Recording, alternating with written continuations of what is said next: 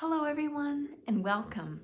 Thank you for joining me today on Storytime 365. It's wonderful that you're here.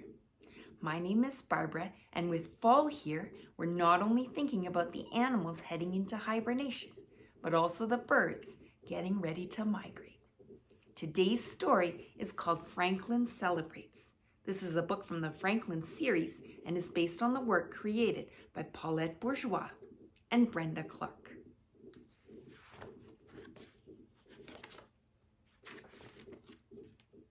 Franklin could count by twos and tie his shoes. He knew the days of the week, the months of the year, and the holidays in every season. Soon it would be Halloween, and just as Franklin was beginning to think about ghosts, goblins, and jack-o'-lanterns, he was invited to a party for a holiday that he knew nothing about. Franklin hurried home from school. A letter was waiting for him on the table. Franklin tore open the envelope. It was an invitation. Goose was having a Migration Eve party on the weekend. "A party!" exclaimed Franklin. He ran to find his parents. Franklin showed his mother the invitation. "What's Migration Eve?" he asked. "It's a goose holiday," she replied.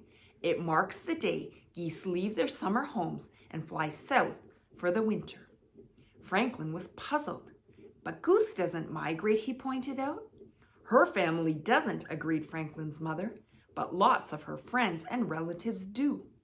"Maybe you can ask Goose about Migration Eve at school tomorrow," suggested Franklin's father. But Goose wasn't at school the next day. "This is a very special time for Goose," explained Mr. Owl. "She's helping her family get ready for the festivities." Franklin told Mr. Owl that he was invited to the Migration Eve party. "It's a wonderful celebration," said Mr. Owl. "Lots of geese will be there, old and young. There will be special food and songs and, why, you'll probably be taught the migration dance." Franklin looked worried. "There's a dance?" he asked. After school, Franklin told his mother all about Migration Eve. "There'll be lots of food I've never eaten," he grumbled, "and I'll have to sing songs I don't know, and then I'll have to learn a dance, and I don't want to dance." Franklin took a big bite of his fly and jelly sandwich. "And what if I have to talk to geese I don't know?" he added. His mother smiled and gave him a hug. "Don't worry, Franklin," she said. "Goose will make sure you have a good time." The night before the party, Franklin said his tummy was jumpy. "Maybe I shouldn't go tomorrow," he said. "I don't think I should eat strange food and dance around." "Oh dear," said his mother as she tucked him into bed. "I was counting on your help tomorrow. I want to make a blueberry pie to send to Mrs. Goose." Franklin sighed. At least there'd be one thing at the party he could eat. In the morning, Franklin helped his mother make 2 blueberry pies. Then he scrubbed his face and hands and put on his best clothes. "Now remember to say please and thank you," said his mother. "And have fun," said his father. Franklin nodded.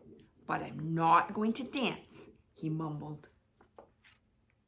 When Franklin arrived, Goose's home was overflowing with guests. Tables were set up on the lawn and piled high with food.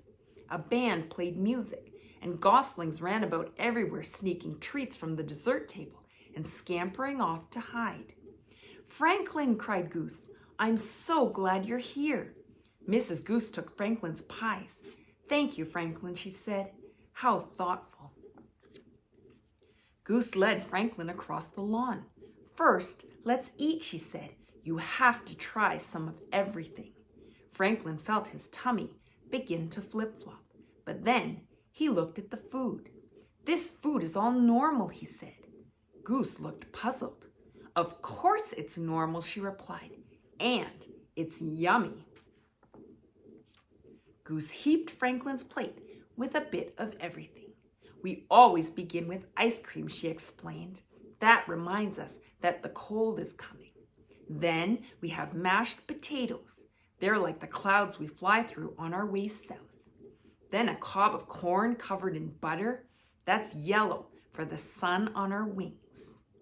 Franklin ate and listened to Goose talk about her traditions.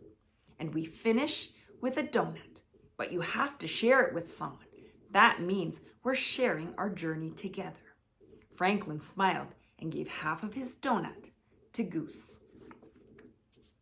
When Goose left to help her mother, she introduced Franklin to her Grampy and Gammy. Franklin sat down and wondered what to say. Is it hard to migrate? He finally asked. Oh, very hard, replied Grampy, and dangerous too. Then Grampy told one tale after another. Franklin listened wide-eyed to the scary stories. He laughed when Grampy told the funny story about how great Uncle Goosebird lost his tail feathers. Grampy talked until he fell asleep. Thank you, Franklin, said Gammy. You've been a wonderful listener, and Grampy loves to tell his tales. Franklin grinned. Soon, Goose came rushing over for Franklin. We're starting the migration dance. Come on. All the geese were in V formation on the lawn. Franklin tried to hang back, but Goose tugged on his arm. Soon, he was standing in formation with everyone else. Stomp, stomp, stomp. Clap, clap, clap. Lift your wings and flap, flap, flap. Turn to the moon and do-si-do.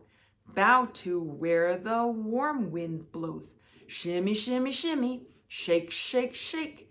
Now it's time to migrate. In no time at all, Franklin was singing and stomping and laughing with the others. When it was time for the real migration to begin, there were hugs and tears and shouted goodbyes. Those who were leaving lined up on the hillside. Franklin stood beside Goose. They watched as the V formation of geese flew across the moon. One day I will be with them, Franklin, whispered Goose. Franklin smiled at his friend. I sure hope you invite me to your party, said Franklin. I wouldn't miss Migration Eve for anything. Thank you for joining me for today's story. I hope you enjoyed it. If you haven't already done so, please remember to like and subscribe, and I hope to see you again soon for another story. Bye!